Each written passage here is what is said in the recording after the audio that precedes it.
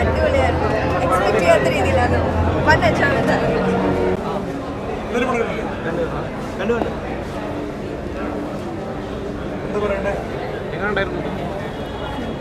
തിയേറ്ററിൽ കാണുമ്പോൾ ഭയങ്കര ഇമ്പാക്റ്റ് ഉണ്ടായി. നമ്മളുടെയൊക്കെ ഇടയിലൊക്കെ സാധാരണക്കാരായിട്ടുള്ള ആൾക്കാരെ പേടിക്കേണ്ട ഒരു അവസ്ഥയാണ് ഈ സിനിമ കാണുമ്പോൾ അങ്ങനെ തോന്നുന്നു. ധാരാളം ഇൻവെസ്റ്റിഗേഷൻ പോലീസ് സ്റ്റോറീസ് ധാരാളം വന്നുകൊണ്ടിരിക്കുന്നതിൽ ഏതാണ്ട് എല്ലാ സിനിമകളും മലയാളത്തിലെ എല്ലാ സിനിമകളും നല്ലപോലെ അക്സെപ്റ്റ് ചെയ്യപ്പെടുന്നുണ്ട്. ആ സമയത്താണ് ഈ സിനിമ സിനിമയാണ്.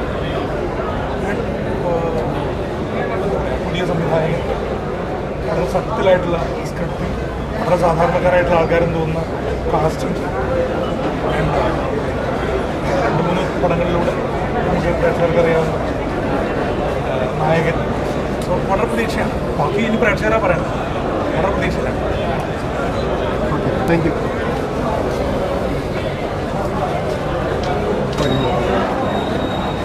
ചിപ്പി എങ്ങനെ ഉണ്ടായിരുന്നു? പ്രേക്ഷകരുടെ റിയാക്ഷൻ കണ്ടപ്പോൾ എന്ത് തോന്നി?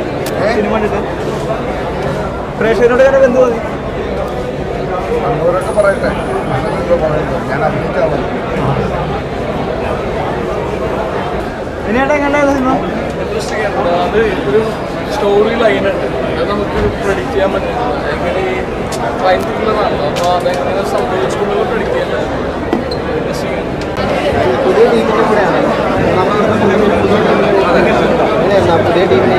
Beautiful experience.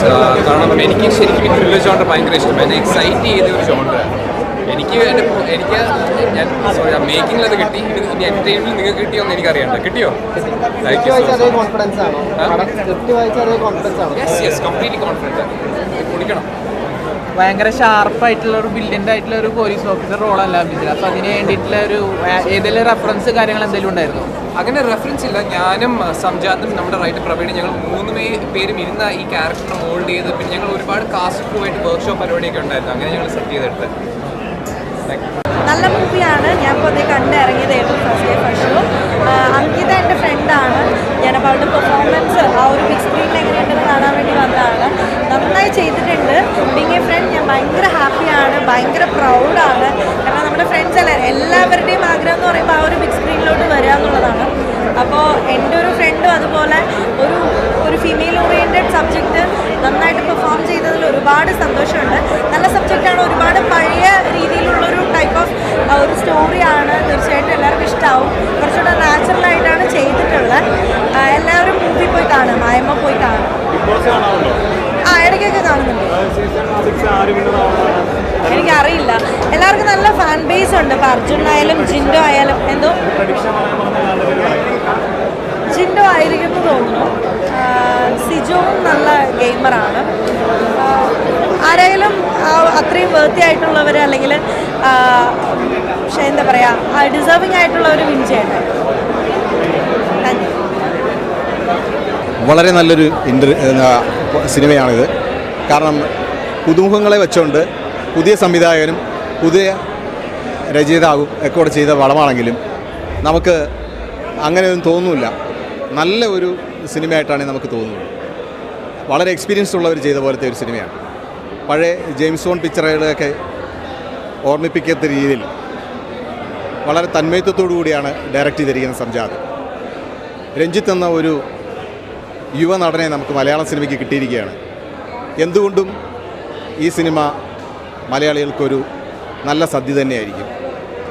പിന്നെ ഇതിൻ്റെ എക്സിക്യൂട്ടീവ് പ്രൊഡ്യൂസറായ ഉദയരാമേന്ദ്രൻ തൻ്റെ വിജയഗാഥ തുടർന്നുകൊണ്ടിരിക്കുകയാണ്.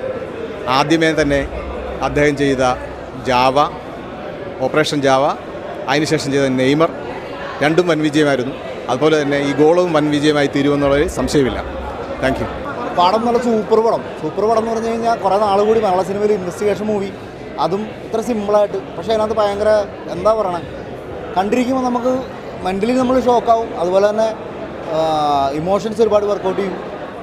കാണുമ്പോൾ പടത്തിനോട് നമുക്കൊരു ഒരു കൂട്ടം ജനത്തോട് നമുക്കൊരു വല്ലാത്തൊരു ഫീൽ തോന്നുന്നൊരു സിനിമ.